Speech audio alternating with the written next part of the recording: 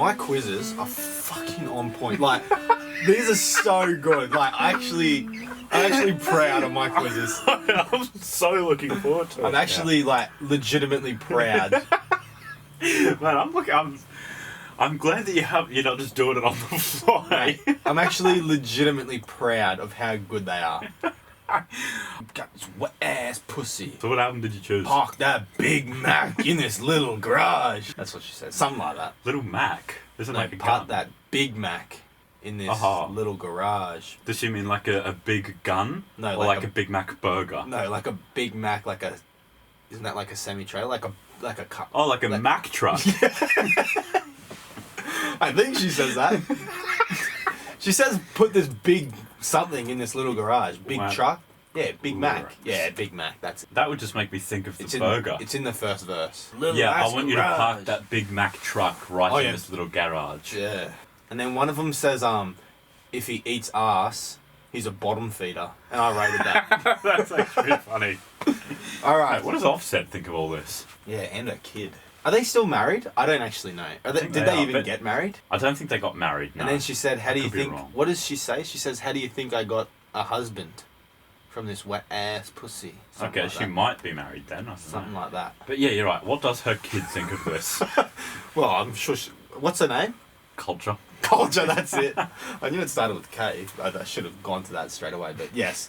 All right. I did Big Fish Theory by Vince Staples. Oh yeah, What a banging album. that is a good one. So this is the sophomore album, so the second album, if no one knows what sophomore means, of Vince Staples. He did have, so it follows Prima Donna, but before this, this came after Summertime 06, or 06 Summertime rather.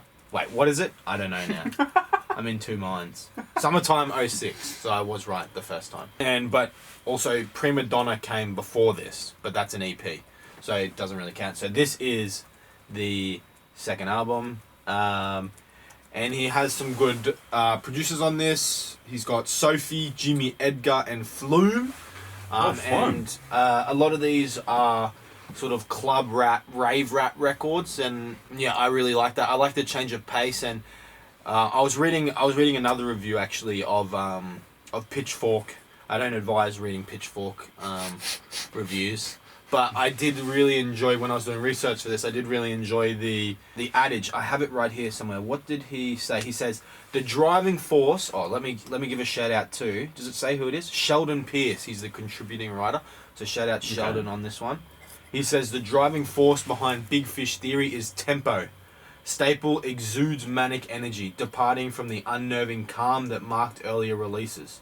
And I think that is true. Yeah. I think Vince, throughout Summertime 06 and Prima Donna, he was extremely calm. It was like, he was so cold-blooded. And one thing that I always think of when I listen to Vince, and when I think of Vince as one of the better artists that we have today, is what our Sweatshirt said. They used to record all the time, and they probably still do. And he just said, Vic says the most amount of words in the shortest amount of time. And I think that's so true. But it's like it's so monotone. Like, he'd just be talking like this, but he's already done like 300 words. Yeah. He's just so far. He doesn't breathe. And I do agree that this album, he's just so all over the place. On particular, the song Yeah Right, which is just insane. And if you've listened to, if you've watched Big Quint Indeed, him reacting to this song is just an assault on his chair and his big frame, because he's just jumping up all over the place. He's just going wild. And the chorus is just him saying, boy, yeah right, yeah right, yeah right, yeah right. But it just like continues to build, and he's basically calling all these people fake. He says, is your house big? Is your car nice? Is your girl fine? Are you well paid? Are your shows packed? And then at the end he just says, yeah right. Like, as in like, Yeah. like Well, whatever, no, I don't whatever, fucking care. yeah. And then the big reveal, if you don't look at features or anything, is that Kendrick Lamar comes on the end of this. I know. I think maybe I need to get into that habit, because Big Quint did that, and he just exudes so much more when he realizes that Kendrick is on this, because he doesn't look at like the feature list or anything. So, yeah, he sort of lets everything be a surprise to him when he listens to it. Yeah. and yeah, I really liked Kendrick's line. He says, I was off the porch like FedEx, 211, got bread on me, K. Dot, Twilight, the Zeitgeist, roll like fried rice and tempura shrimp, temporary pimp, nah, don't remember them, just canary yellow gem, jumping out the fucking gym, swang like I'm Dana Dane, I ride dirty, paid like 2 Damon Wayans, retire early. And I think that is quite hard. And I will play the chorus just so you can get an idea of the manic energy. And I'm actually going to compare it to an older track by Vince, just so you can really see the difference. So this was probably the biggest track on the album. I think, if I am remembering correctly, it has almost double everything else. It has over double. Actually, Big Fish featuring Juicy J has more than this. But apart from that, it is almost double everything. So I will play... yeah, right.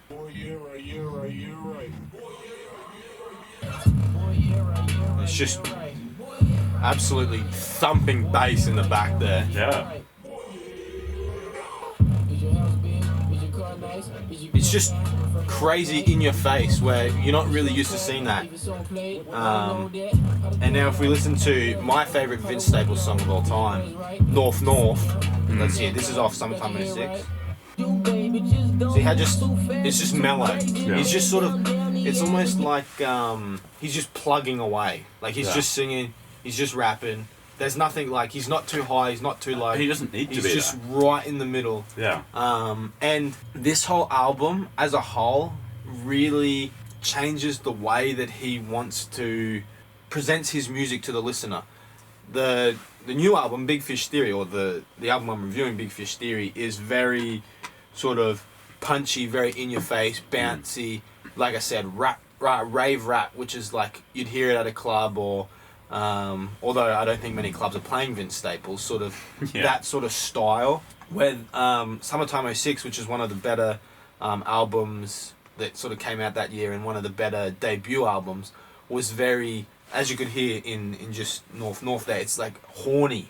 It's like I heard, I read it here somewhere that it's sort of almost like whale horns. Like they've just like sort of bent sort of all these sort of elongated sounds and squeezed them into a song. Where on this album it's very, like they said in the review on Pitchfork, it's just up tempo, very driving, very in your face, and very manic. Apart from that, again, Big Fish Theory obviously is referring, and then the first track is Two Crabs in a Bucket. We all know the story. Two crabs cannot get out of one bucket because the other one wants to get out first, so they pull it down. I honestly think that's really interesting. Yeah, obviously referring to he was actually sort of making inferences to two sort of subcultures there. He's talking about obviously the black community. That's sort of where it originated. Here in Australia, we have it in the indigenous culture too. And he's also talking about sort of celebrity. That like, if you want to be big, sometimes, or most of the time, you have to drag someone down so you can get up. Yeah. And the Big Fish Theory is that you're the big fish in the little pond, like you're the man at the moment. And he really puts into perspective how we see celebrities and class and sort of the celebration of rappers and pop stars and just celebrities in general. Obviously a fish is in a bowl and people are looking from the outside in, and you see what you see, but the fish in the middle or the celebrity sees what they see differently. So and on this, Vic is Vince, not Vic, sorry, I got that bloody Vic Mensa in my head. Vince is very clever, as always, very witty with his lines. He's one of the greatest lyricists that's 100%. Out today. And one thing that I really did like is that now his beats have caught up to his tempo in terms of rapping. Yeah. Now that he raps so fast and in general, and I think it sort of reflects how his mind works. He's very very quick, very sort of sporadic, and I think now the beats match that. And this compared to Summertime '06 is very bland in terms of how it was made by No ID, one of the best producers of all time. I spoke about him the last time I was here, which was over a month ago now, when I was talking about Logic. This album has much more colourful, much more vibrant feel to it. Although Vince is still talking about racism, still talking about classism, and things like that. And Sheldon says it perfectly here again. I'm going to quote him again. Big Fish Theory feels like a natural progression. Even though the two albums are stylistically different and have conflicting agendas. Amid the gleaming productions, he's still exploring darkness, and that is exactly what I just said. Although it sounds better and it sounds a bit more happy and a bit more punchy, he is still talking about racism, classism, all the things that made him so great and so admired in the first place, speaking about things in such a way that people want to listen, street violence and stuff like that.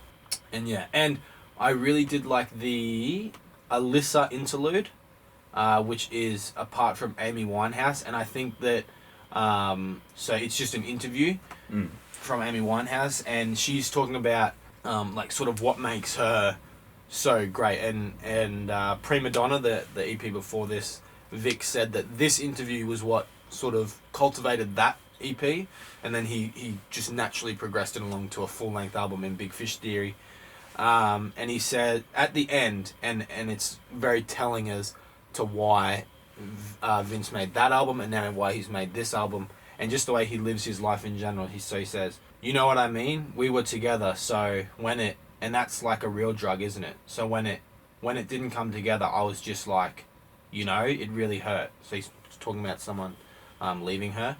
But I needed enough distance from it so that it wasn't like raw emotion anymore.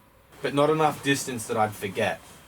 I'm quite a self-destructive person, so I guess if you give me some material. So Amy's talking there about she can sort of make sort of these ballads about anything, and it's about her life, and that she's so self-destructive that something in her life is always going to give her a reason to sing. And Vince feels the exact same way. Something in his life is always going to make him sing. And he's talked about street violence. He's talked about gang violence. He's talked about racism. These things aren't going away. And Vince knows that. And I really enjoy the extrapolation there. My favourite track on the whole album is between Yeah Right and 745. I think that's just a really cool song. I do like 745. Pick you up around 745. Yeah.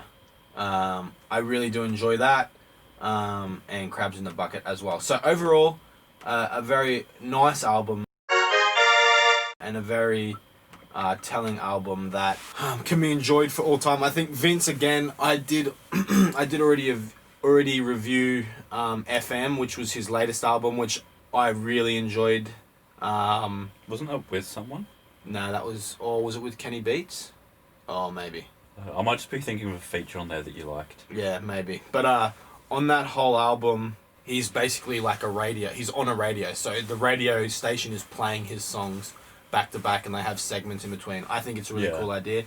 And I think Vic, like a lot of the artists that we both like, and a lot of the artists that are admired in the community, continually progress. And I think that he's done that.